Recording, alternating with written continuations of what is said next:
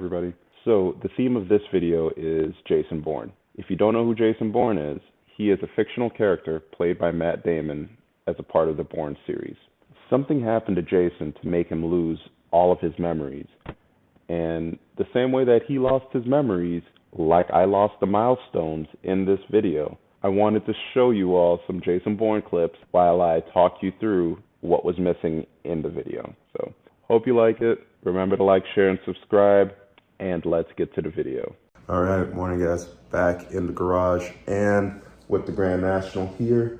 So looking at the oil woes that I've been having, not being able to get any oil pressure out of it. I was reading up on the forums, and it may be too late for this, but I probably need to reprime the oil pump. So I'm gonna pop off the filter, pop off the oil pump housing, and prime it, get it ready for restart. So here goes. Welcome to the first set of Bourne clips, because I do not have video of breaking apart that oil pump. So basically I removed the filter, removed the oil pump housing, and took it apart, cleaned it up, no scoring, no damage, packed it full of Vaseline, reinstalled it, got 50 pounds of oil pressure. So we are finally good to go. We are here with the Grand National just after that whole startup. It ran beautifully, no knocks, no tapping, no nothing. So anytime it's not making that bad sound, it's a great day. And we got it up to temperature. It settled right around 180, 185-ish, which is great. It'll only be even cooler once we get real fans on it.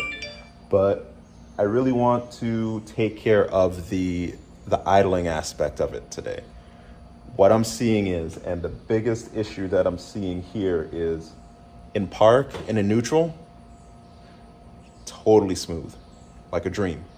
But as soon as we shift into reverse or drive, it's hunting for that idle, it can't find it, it stumbles, it may even cut out.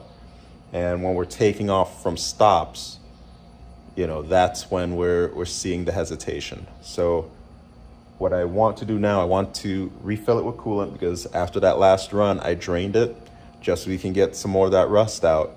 I'm going to refill it. We're going to get it right back up to temperature, wait for everything to open up, and then we will try to reset that IAC, that idle air controller. So what happens is the idle air controller controls the amount of extra air that gets taken in by the engine. And the more that motor moves out, the more air that's allowed to come in, and the higher the idle will get. Now you want it at a perfect rate so that it'll hold the idle not only when it's in park, but when that demand comes for extra air, i.e. when we're going into drive, the computer can send that signal, that IAC motor can address that, and we can still hold around 700 or 800 RPMs, somewhere around there. That's what we're hoping for. As long as it doesn't cut out or try to die out on us when we shift it into gear, that will be a win.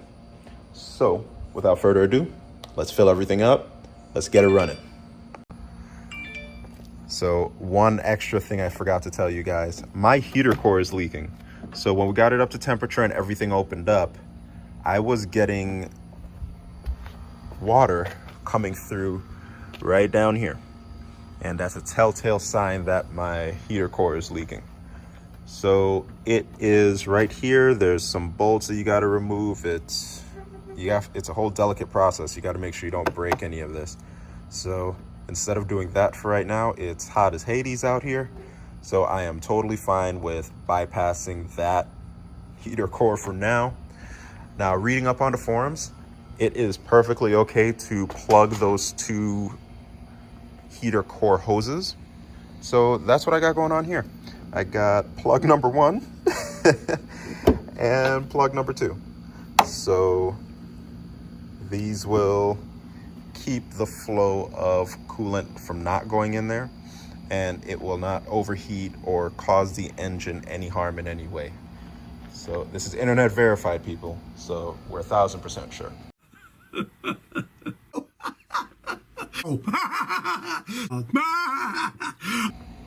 But for real this time, let's get it up to temperature.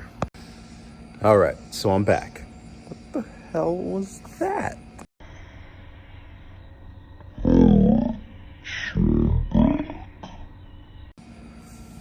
Hey guys, so I'm back and we have got the RPMs dialed in perfectly. So right now we're idling at about 1050, and as soon as we shift it into drive, we're getting 650, which is perfect. That's exactly where we want to be with the intake air controller disconnected. So right now we are at 0.58 for our throttle position sensor, and we need to adjust that so we're right between 0.40 and 0.48. Now, a little bit about this sensor. So, what you see right over here on the right side, these are throttle cables. So as you put your foot on the gas, that's what happens. It opens up the throttle blade that's inside there, and it also adjusts this, which is your throttle position sensor. If you look real close right there, you'll see that adjusting as I open it up and close it back. So what we're looking to do is we're looking to get that reading from 0.58 down to 0.42. And we do that by loosening these two screws and rotating it.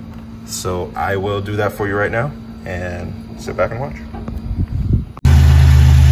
All right, so we got first startup after we adjusted the throttle position sensor. We're idling right around 1050. Our TPS is well within range. It's actually perfect, but we're still in park right now.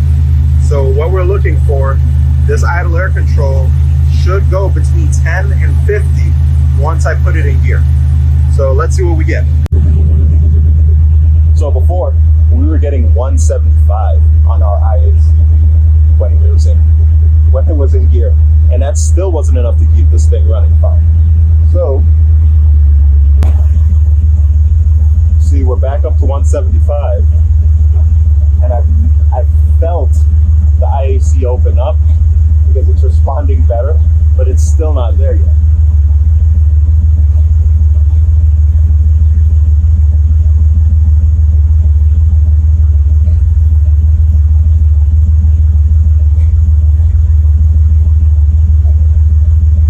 So we're idling good. We're at 750. TPS is still reading fine at 44. But the idle air control is letting as much air in as possible, and it's still not good enough.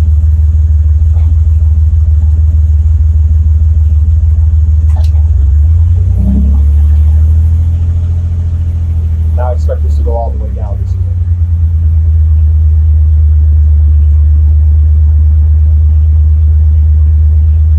And we're still back up to like the 1000 RPM. I can feel that much. Yep.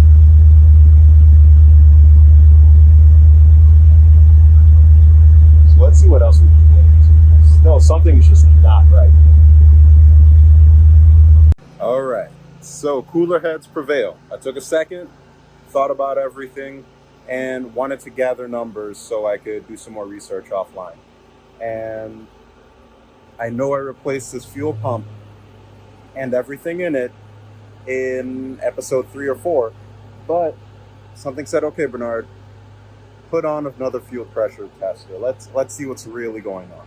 And I hooked up my pressure gauge right to it, and let's take a look at what these readings are. Ideally, what we're looking for is around 42 pounds of pressure when the key turns on.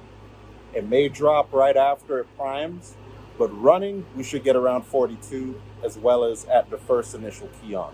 So here goes.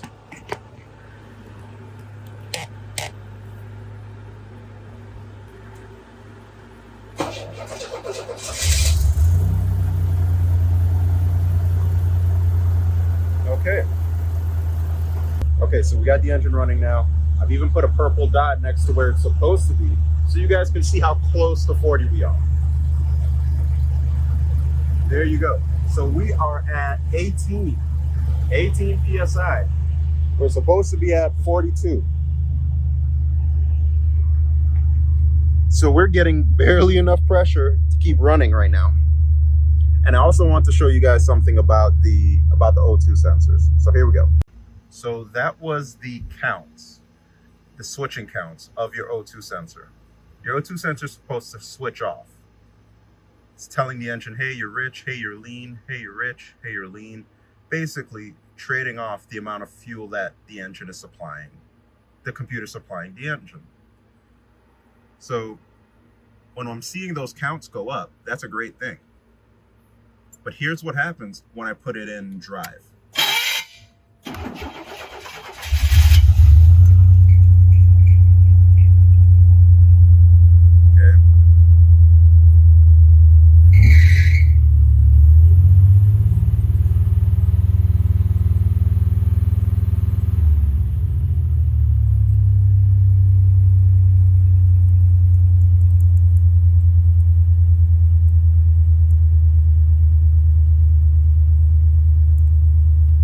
Okay.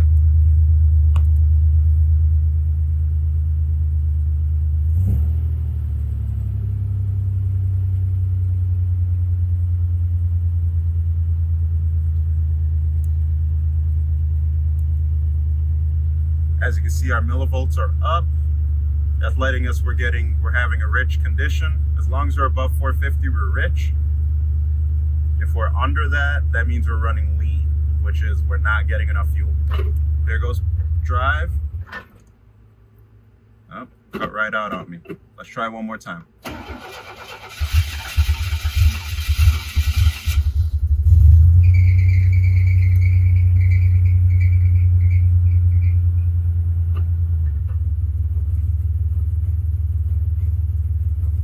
We're gonna start dropping, and then we're gonna stay pegged around 100.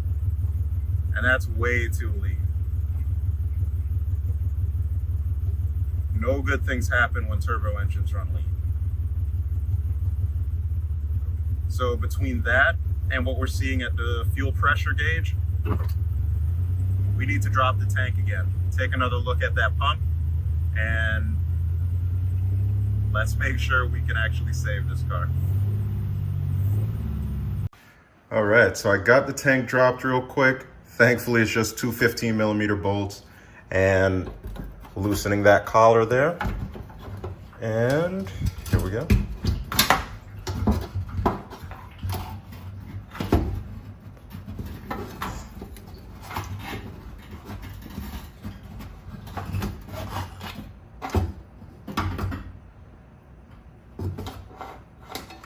All right, old one out. All right, so I think I figured it out. This is the old setup right here. And if you try to like bring that hose back in line, stuff kind of shoots out. So I'm thinking that this hose just isn't long enough. And whenever the pump is priming, it's losing some right here. And that's why we're getting 22 pounds instead of 42. So let me replace this with a suitable longer hose, and we can test it again. All right, so filter is off, blows clean, looks good. Let's prime the pump and see what shoots out. All right, so fuel will be shooting out of this thread right here with the blue on it. So keep an eye on that one. And $100 says I'm gonna miss the pan anyway, but we'll give it a college try.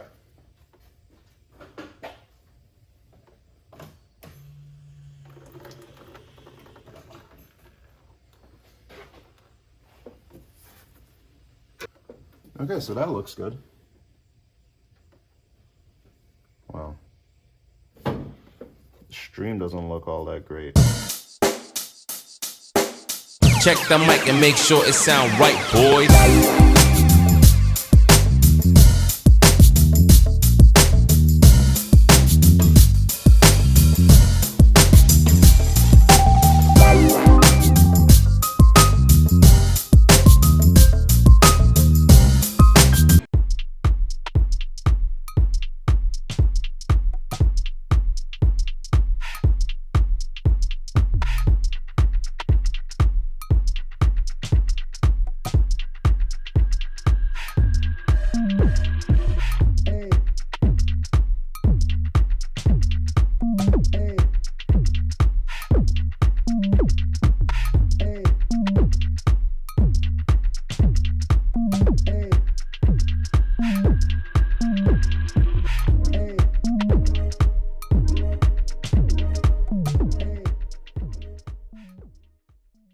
So, got a few interesting things. Got a sensor right here.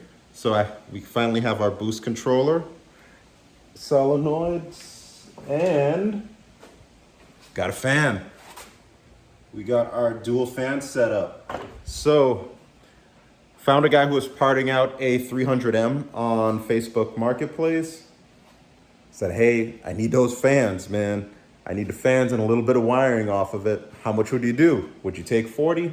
He said 45, but you got to pull it yourself. So the Sunday morning I went down there, picked up the solenoid from a buddy of mine, and picked up the fan. So we are in great shape to put this all together and maybe even go for a doorless drive. Let's see.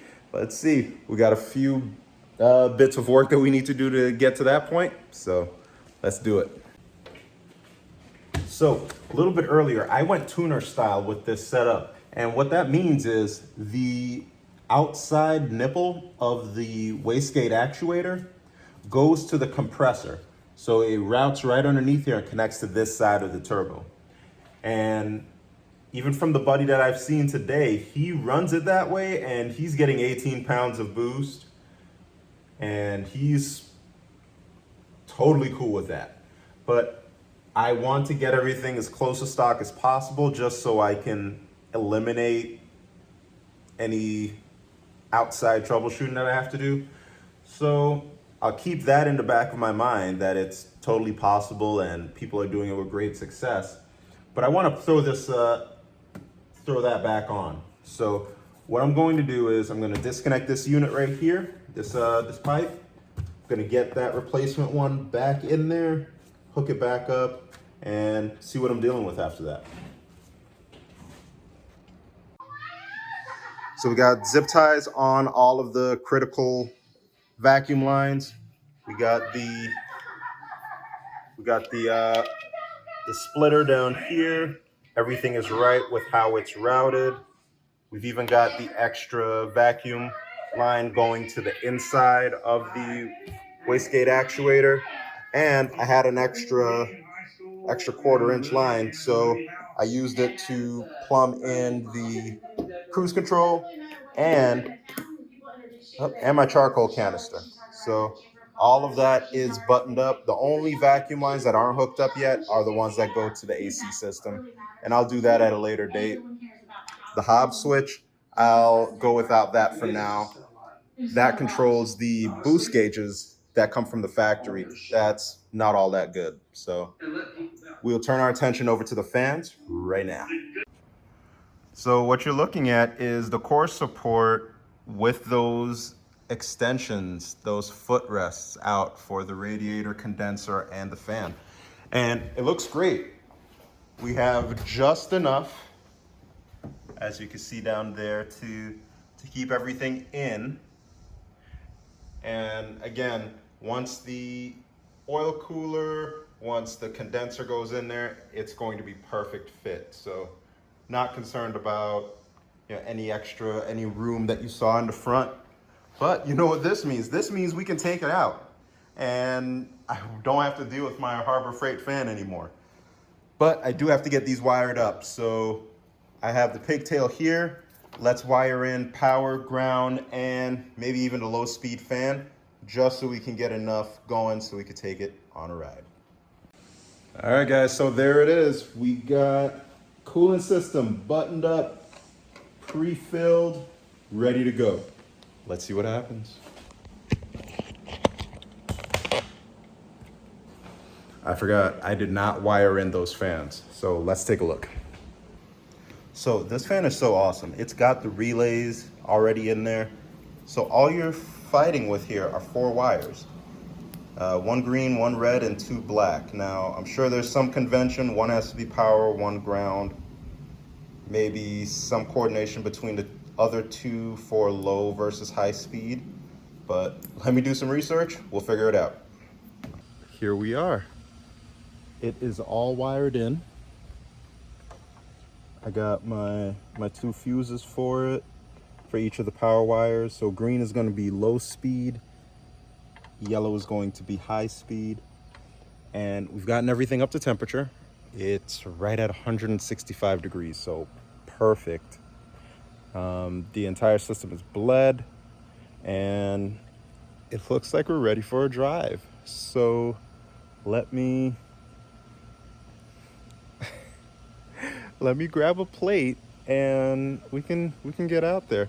I'm not gonna go too far, but we can at least get out there on the road in a little bit, without doors, without hood, and see what's up.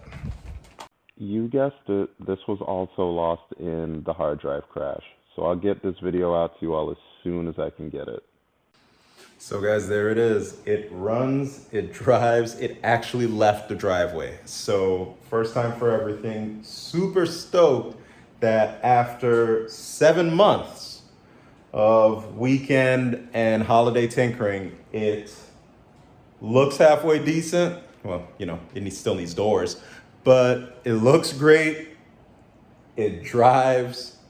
We can fine tune a few things, make it even better, but let's just soak in and knowing that it finally runs. So I'm very excited. Thank you all for watching, sharing, and subscribing. Look forward to the next time.